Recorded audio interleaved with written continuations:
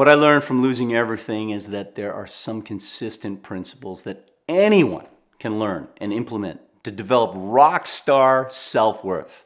You see, after my marriage broke, my kids didn't want to see me, and financially, I was worse off than ever. I kept asking the question, how do I get my self-worth back? And what I learned really is that there are two things with self-worth: what it isn't, what it is not connected to, and what it is. I'm going to tell you a story, and then I'll get back to those points. So, during the process of my divorce, it was a tough time. I was moving through a lot of transitions in my life. I had changed, obviously, my relationship status. I had left my religious belief system that was no longer working for me.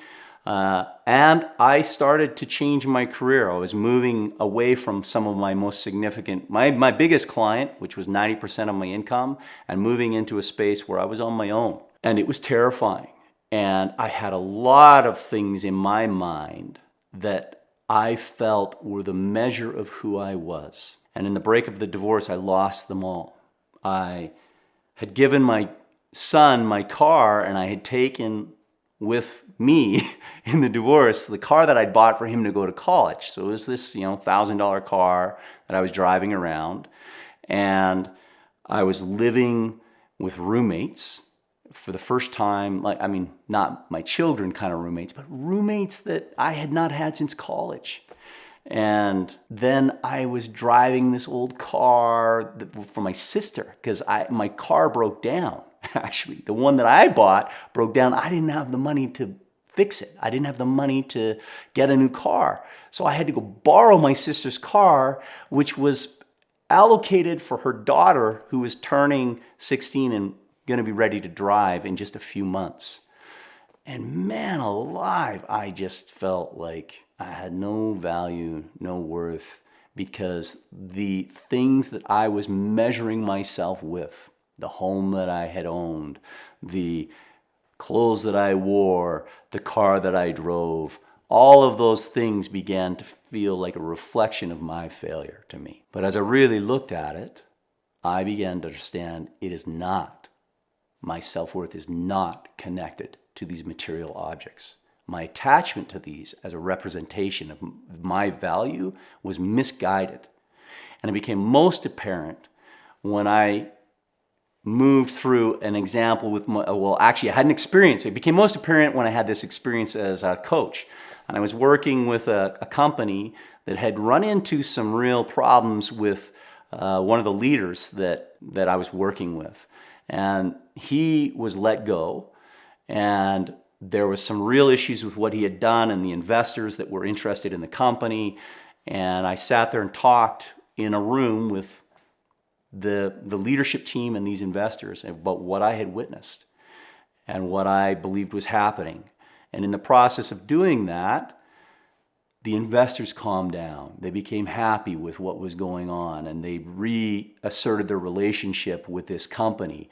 And the whole tenor of the process and the engagement with what was going on around this company changed because people began to trust each other again. And when that meeting was over, the guys that had hired me to be a coach came up and just celebrated what I had done for them.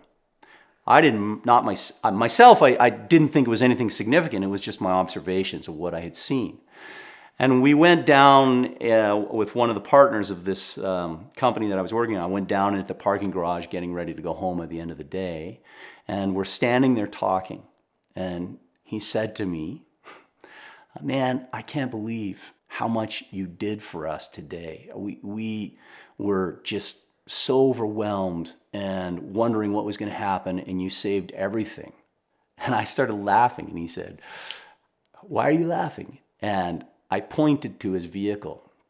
It was one of those Mercedes G-Wagons, really, really cool car. And next to his car is my 1996 Subaru Forester. Green, driving. I'm driving this. It's my sister's car, and it's a loud, rackety little car, and I'm getting into that, and he's getting into his. And here's this man, giving me these accolades And the incongruity of his wealth over my poverty hit me really hard. And he's like, why are you laughing? And I said, well, I've been suffering from imposter syndrome. I'm here serving and working for you, trying to, show my value and my benefit, and feeling like maybe I don't measure up because I'm working for a company where the owners are driving Mercedes G-Wagons. I'm driving a Subaru Forester. And it makes me feel like I don't have the value that I should bring because my attachment to these physical things is where I'm sending my sense of value. And in that moment, I was able to detach from that because he didn't care. He did not care that I drove a Subaru Forester. He did not care that he drove a G-Wagon.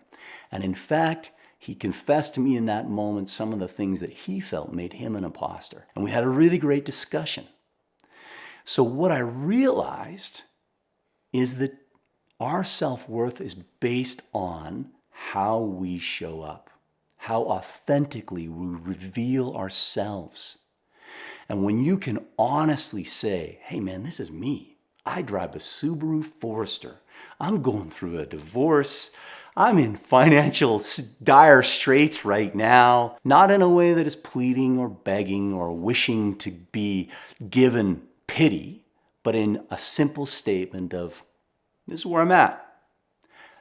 And then recognizing that, hey, this may be the physical space of where I am, but my value is not diminished. This is what I believe Brené Brown calls our sacred ground. She says, it's a quote you'll hear me use over and over again because I always use it to remind myself, don't shrink, don't puff up, stand your sacred ground. That is where your self-worth lies. When we shrink, we diminish ourselves. We say, I have no value because I'm driving a Subaru Forester. I'm broke. I'm rebuilding. I'm trying to make things happen, right? That is the diminishing. And there's power in it. If you are saying, oh, I'm ugly, or oh, I'm no good at this, or oh, right? Those things that we do when we diminish ourselves, people will reach out to you. People will give you compassion. People will want to help you. So there's power in that. There is also power in puffing up. If I were to walk in and pose as something that I wasn't to this man, and I was like, came out and saw his G-Wagon next to my Forester, oh, I'm on the next level in this parking garage. I'll have to go down and get my own G-Wagon and drive away. That is puffing up. It is pretending to be something greater than you are. It denies really what you are, what strengths you have, and puts them onto things that don't matter. And that, when it happens, will win you some strength. People like leaders that say, I've never made a mistake. I know exactly what to do. No, we did the denial of reality and the puffing up and the acting brave.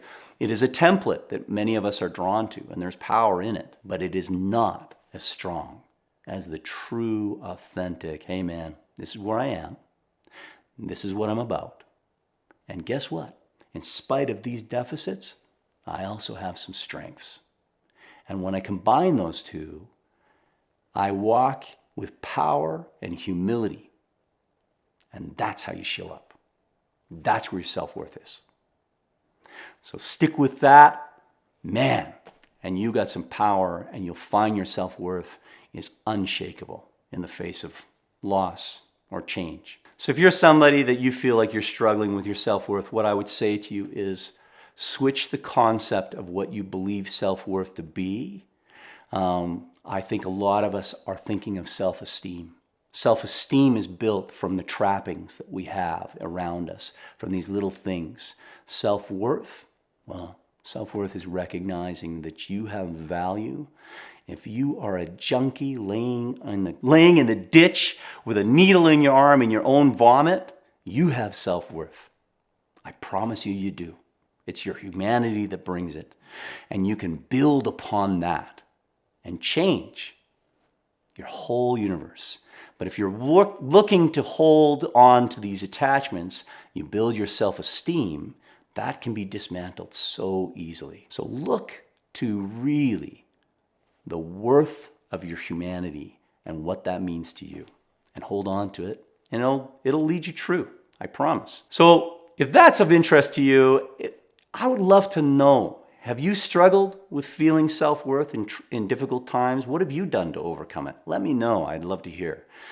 And then stick around if you want to know how to feel worthy of love. This is often something that is also connected to self-worth.